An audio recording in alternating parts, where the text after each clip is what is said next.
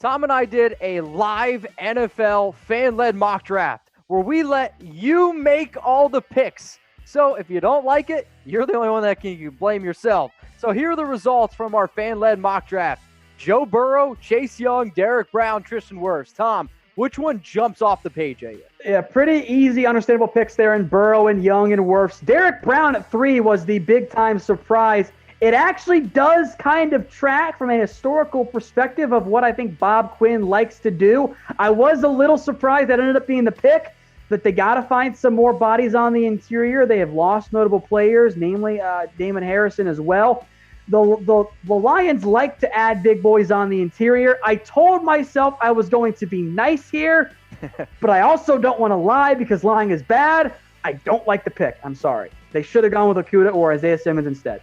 And you're going to find out how far Jeffrey Okudah slid down in this fan-led mock draft. And like we say every year, there's at least one player that slides down every single year. Let's go now to picks 5 through 8. The Miami Dolphins took Tua, Justin Herbert, then right off the board, the Carolina Panthers got Simmons, MEKHI, BECTON. Tom, out of all these picks, which one do you want to talk about?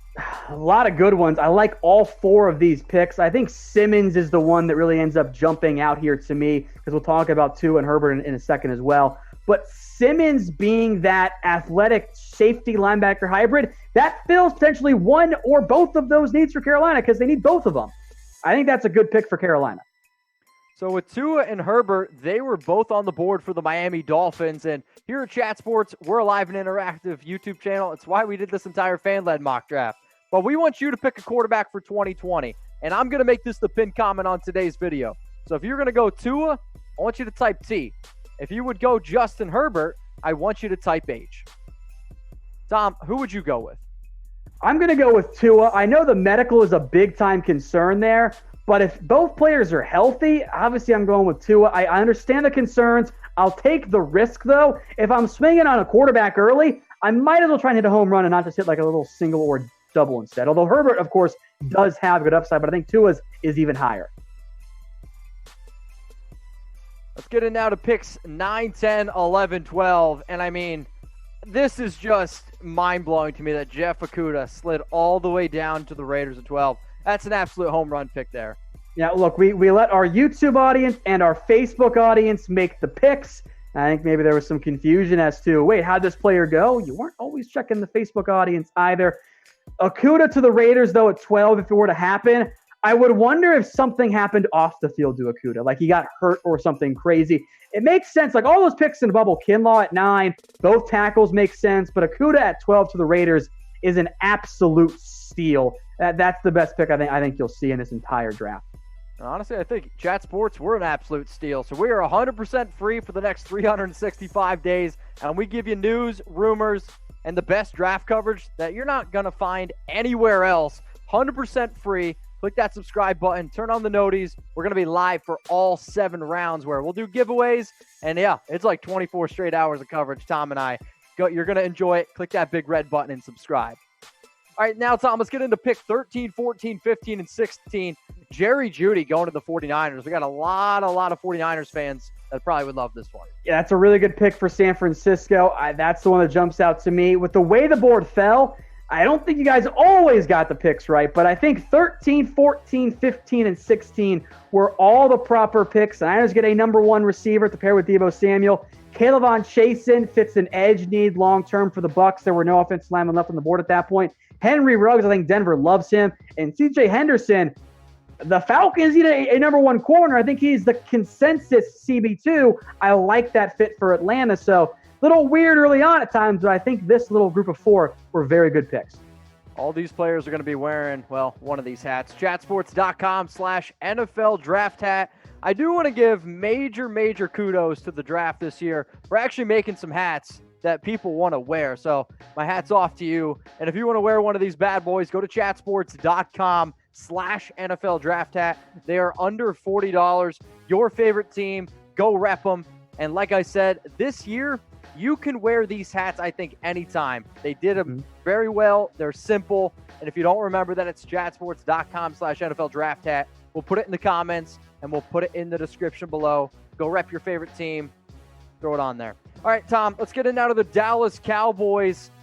17, Xavier McKinney. Yeah, this was an unusual pick because the voters went with CeeDee Lamb. However, there was a last-second super chat that came in. The rules were, if you super chatted $20, you got to override the pick. You got to make it yourself. And McKinney ended up going number 17 instead of CeeDee Lamb. I was surprised by it, but I do get it. The defense needs help in Dallas. McKinney, maybe there's an iffy path of playing time in year one, but his flexibility in the box, the free safety even as a nickel at Alabama, that is going to be coveted by the NFL. I mean, 18, CeeDee Lamb going to the Dolphins. I mean, you already got Tua, and now you pair that with CeeDee Lamb. That's a great pick. Justin Jefferson, who I thought was a pretty good pick here by the Raiders. And then Christian Fulton. I mean, I think when you look at the draft overall, very, very nice 4 picks here. I completely agree there. Now we got Denzel Mims at 21, Jeff Gladney, AJ Epinesa, Kenneth Murray. Which one out of these picks, Tom, really just kind of yells at you? I'm a big fan of Denzel Mims, and because he was wide receiver 5, I thought it made sense for Philadelphia. I think these 4 groupings were all good picks. Gladney fits Minnesota. Epinesa might have his best success with a team like the Patriots, that scheme. Kenneth Murray's a big-time need for feels a big-time need for the Saints. Denzel Mims, Philadelphia needs receiver help. We saw them get decimated by injuries. I have little to no faith in Alshon Jeffrey next year. Nelson Aguilar rightfully gone. J.J. Arcega-Whiteside was horrible. Deshaun Jackson is still fast. Greg Ward is a former quarterback. That's not a good group. And you got great tight ends. Denzel Mims, a big outside on the edge body, some fantastic ball control. You put up the highlight reel grabs of Denzel Mims against every NFL draft prospect at receiver. I think he might have the best of any of them. Like, there are some unbelievable body control grabs. It's the easy ones he's got to work on. There are some focus drops on his film. Well, let's go to pick number 25, where Jalen Reagor, he went off the board. Josh Jones, Yetur Gross-Matos, and then at pick 28, Patrick Queen. Pick 28, Patrick Queen. This was another super chat because, remember, this was a fan-led mock draft. I don't know if it was going to be Queen, but hey, Jacob was like, no, it's going to be Queen. Hey, that's why teams trade up, right? Because they want to make sure they get their guy. That's why Jacob went ahead and made that super chat. I think it is a great fit. I think the Ravens might be a little bit antsy, potentially, of a team jumping up in front of them. Maybe the Bengals want to go get a linebacker in front of them, or just a couple picks behind them, and they might try and trade up for him. But I think with Queen, only one great year production is a red flag. But the athleticism is there. The ability to make plays on the football is there, both in the run game and even in the passing game. So there is some development left to be done, but Queen's athletic ability is absolutely worth gambling on in round 1 of the NFL draft. I think a team like the Ravens, who run a 3-4 scheme, is a perfect fit for Queen's abilities. So how many rounds of the NFL draft will you watch? 1, 2, 3? The correct answer is all of them, all 7 rounds, and we're going to be live for all 7 rounds of the NFL draft. So go ahead, subscribe. Go ahead, turn on the notifications. Tom, besides the first round, honestly, what's your favorite round? Like, where do you going to find your, pet cats? Is that the right term? Pet cats is the right term. The players I like higher than most. That tends to come in round 4. Like, okay. For example, Mitch, I told you how much I liked Max Crosby last year. That worked out better than I thought it was going to work out. So I can't even claim that one as a win, frankly. I actually do kind of like the day 3.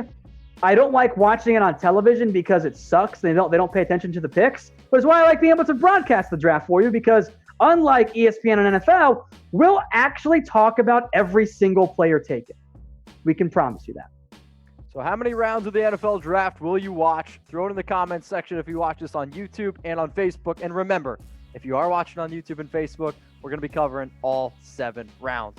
All right, Tom, let's wrap up this fan-led NFL mock draft. We had Trayvon Diggs here to the Titans, Laviska Shenault to the Packers, Grant Delpit at 31 to the Niners, then Noah Igbenogany, which was another $20 super chat to the Chiefs. We'll start with Diggs because I didn't think that was the route Tennessee was going to go.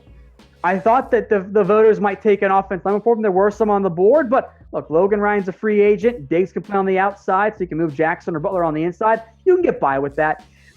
I think this is about the right value for Diggs. My big board is not yet set. Stay tuned for that coming up here in the next couple of days, folks. I don't hate it. It's just not the route I would have gone. I do like Laviska Shenault at 30. Grant Delpit at 31 was a very popular mock draft pick by myself before free agency. Then Jimmy Ward came back. But I think Delpit at 31 is still decent value, and I think there could be enough divisional effects between Delpit and Ward, who's played everywhere for the 49ers, that it's a worthwhile gamble there. I think a couple of these teams, by the way, might want to end up trying to trade down in round one, but no one traded up to get that in the end.